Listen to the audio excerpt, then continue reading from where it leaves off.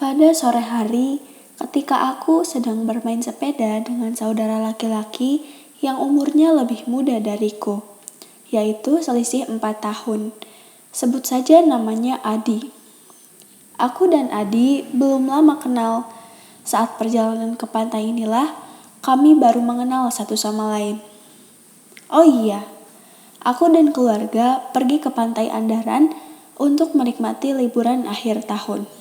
Ada Adi, kakek nenek Adi, ayah ibu, kakek nenekku, paman bibi, dan aku sendiri, Alina. Usiaku 12 tahun, sama seperti aku. Adi juga ternyata pendiam. Kami hanya berbicara seperlunya saja. Di saat aku dan Adi asyik bermain sepeda, keluarga kami lebih memilih untuk berbincang-bincang dengan saudara yang sudah lama tidak bertemu. Di pantai ini, kebetulan aku mempunyai saudara dari nenek. Saat sedang asyik berbincang-bincang, tiba-tiba ada laki-laki muda yang mendatangi halaman rumah saudaraku. Rasa penasaran menghampiri, membuatku yang sedang bersepeda berhenti sejenak dan berlari menghampiri ibu. Gelagatnya yang bisa dibilang aneh, entah kenapa membuat aku takut. Bagaimana tidak, dari mulai cara berjalannya, matanya, bahkan dia membuka tangannya seperti hendak meminta sesuatu tanpa berkata sepatah kata pun. Setelah itu, Nin berkata,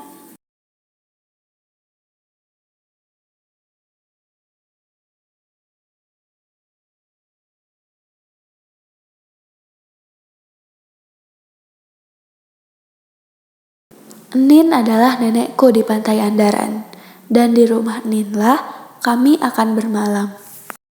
Benar saja, setelah diberi makanan, ia pun pergi dengan sendirinya. Rumahnya di sana. Entah kenapa, ucapan Nin yang ini seperti terekam jelas di kepalaku. Seperti akan ada sesuatu. Tapi mungkin itu hanya perasaanku saja. Aku pun menghiraukan semua lamunanku tentang laki-laki itu dan melanjutkan bermain sepeda dengan Adi. Secara mendadak, kakek mengajak kami untuk bersama-sama pergi melihat matahari terbenam di pelabuhan. Kata kakek, dari rumah Nin ke pelabuhan hanya memakan waktu beberapa menit saja. Saat itu, waktu menunjukkan pukul 16.30 waktu Indonesia bagian Barat. Kami yang sedang asyik bermain sepeda seketika lebih tertarik dengan ajakan kakek untuk pergi ke pelabuhan. Selang beberapa menit, keluargaku memutuskan untuk pergi ke pelabuhan berjalan kaki bersama-sama. Berbeda dengan aku dan Adi yang lebih memilih membawa sepeda saja. Sepeda ini aku pinjam dari cucunya Nin dan hanya ada satu, jadi aku membonceng Adi. Paman dan bibi juga memilih meminjam motor Nin untuk pergi ke pelabuhan. Setelah berjalan lumayan jauh dan merasa tidak sampai-sampai, kakek memutuskan untuk kita mengambil jalan pintas saja. Jalan itu sedikit curam, hanya bisa dilewati oleh pejalan kaki. Jadi, sepeda yang aku dan Adi kendarai dibantu diangkat oleh kakek Adi yang kebetulan jarak kami dengan kakek nenek Adi dekat. Benar saja, setelah kami mengambil jalan pintas itu, jarak 5 meter kurang lebihnya, kami melihat pelabuhan sudah di depan mata. Setelah sampai, kami pun bersuah foto mengabadikan momen-momen bersama. Tidak lupa, aku mengabadikan momen ini di HP-ku sendiri. Saat itu, aku sudah mempunyai handphone untuk kebutuhan sekolah. Di luar itu, ya, hanya untuk menerima dan membalas pesan dari keluarga saja. Saat disibukkan dengan pemandangan sunset yang indah, tak terasa waktu berjalan begitu cepat. Sekarang sudah menunjukkan pukul 17.20 waktu Indonesia bagian Barat. Kami pun memutuskan untuk kembali pulang menuju rumah Nin. Di saat hendak pulang, ternyata paman dan bibi baru saja sampai di pelabuhan. Setelah itu, kami pamit untuk kembali ke rumah terlebih dahulu. Kakek nenek adik, kakek nenekku, dan ayah ibu, mereka pulang melewati jalan curam, jalan yang kami lewati saat berangkat tadi. Sementara aku dan Adi diarahkan oleh kakek Adi untuk memilih jalan yang lain, yang menurutnya akan cepat sampai. Saat itu, ada sedikit penolakan dari keluargaku. Mereka takut kami akan tersesat, mengingat kita baru pertama kali ke pelabuhan. Di sini, aku dan kakek Adi mencoba meyakinkan semuanya. Tidak akan terjadi apa-apa. Nanti kan kita akan bertemu di jalan yang tadi dilewati saat berangkat. Jelas aku dan kakek Adi meyakinkan semua orang.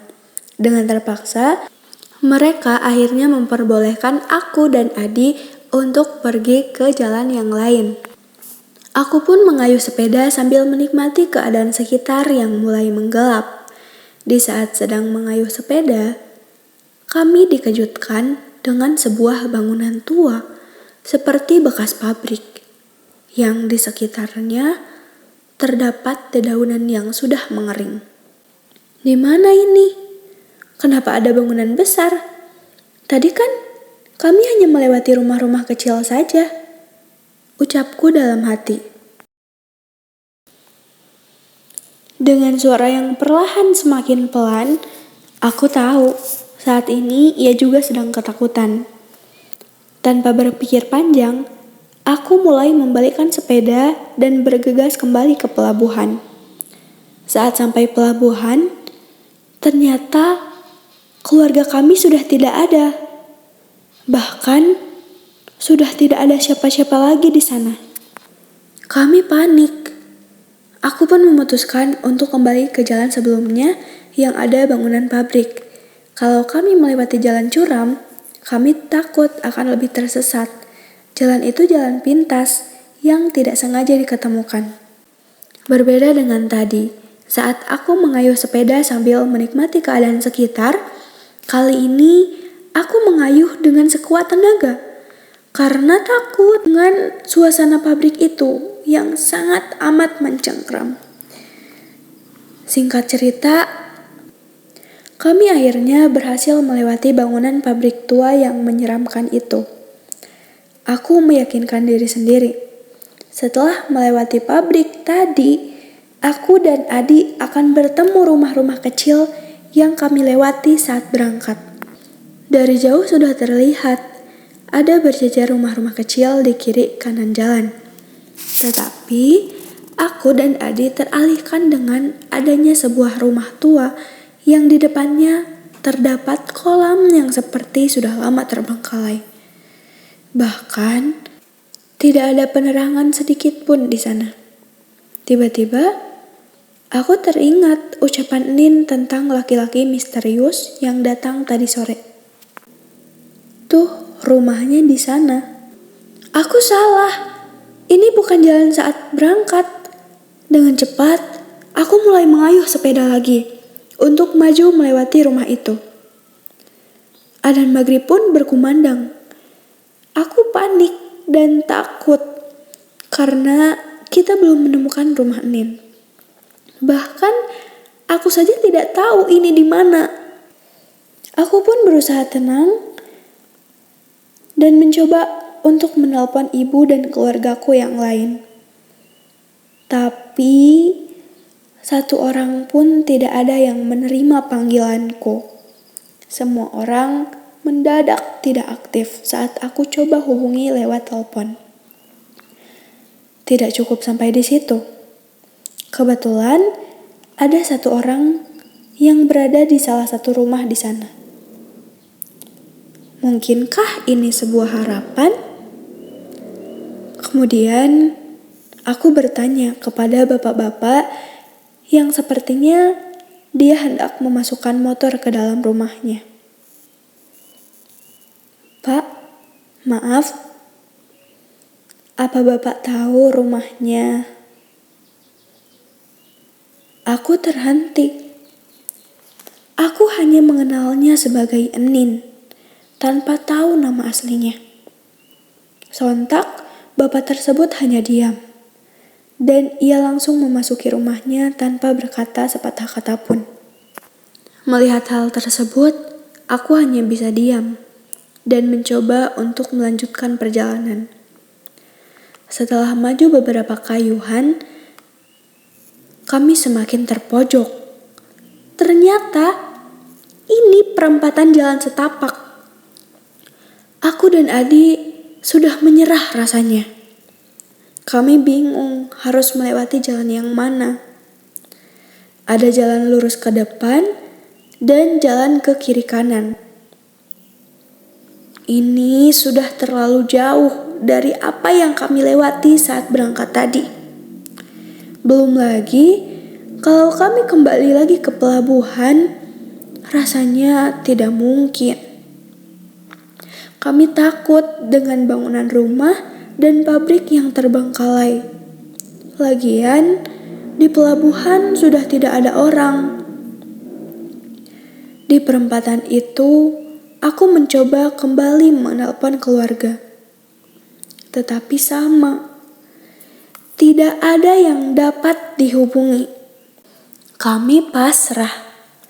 Kami hanya bisa berdoa semoga ada keajaiban dan kami terselamatkan. Langit sudah gelap. Orang-orang sudah masuk ke dalam rumahnya. Suasana jalan pun sepi dan sunyi. Beberapa menit kemudian, ada sorotan lampu yang menyala dari belakang. Terang sekali. Saat kami tengok, ternyata itu paman dan bibi yang baru pulang dari pelabuhan.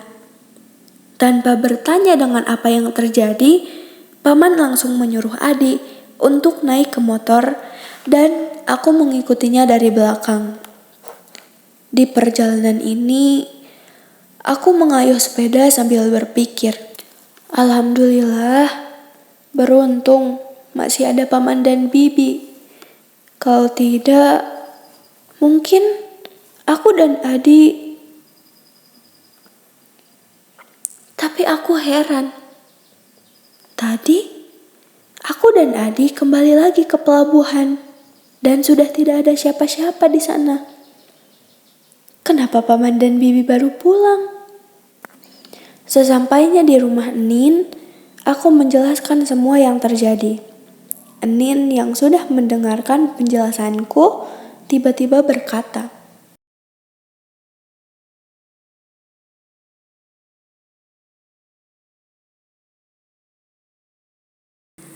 dan tentang paman dan bibi, ternyata mereka berdua sudah pulang dari tadi.